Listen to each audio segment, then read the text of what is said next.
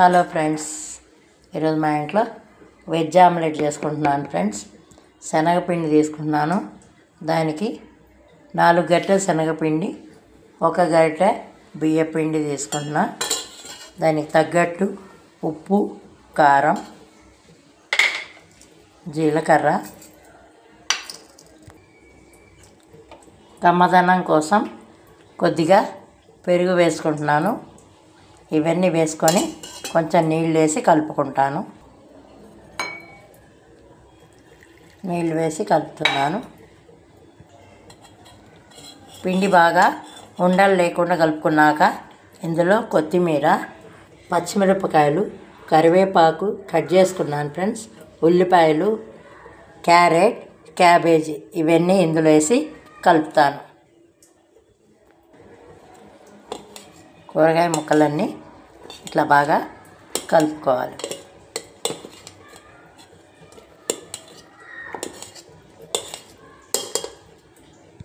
Stove వెలిగించి పెనం పెట్టుకున్నాను.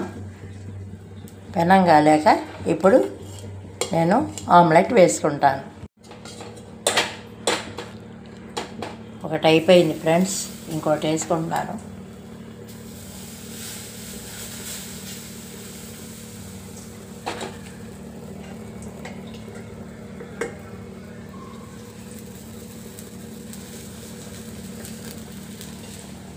ఇదిగోండి friends, veg omelette ready.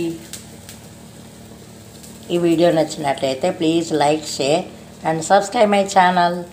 Thank you friends.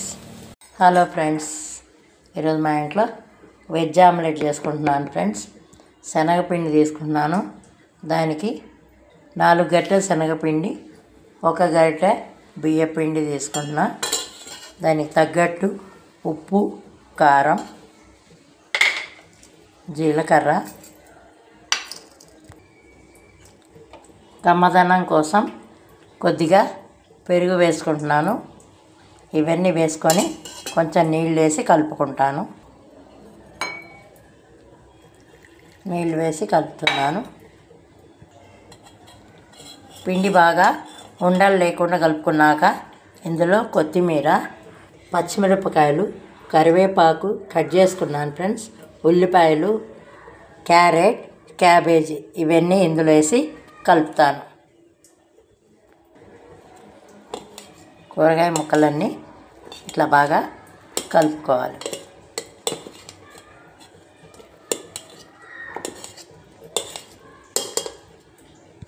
Stove వెలిగించి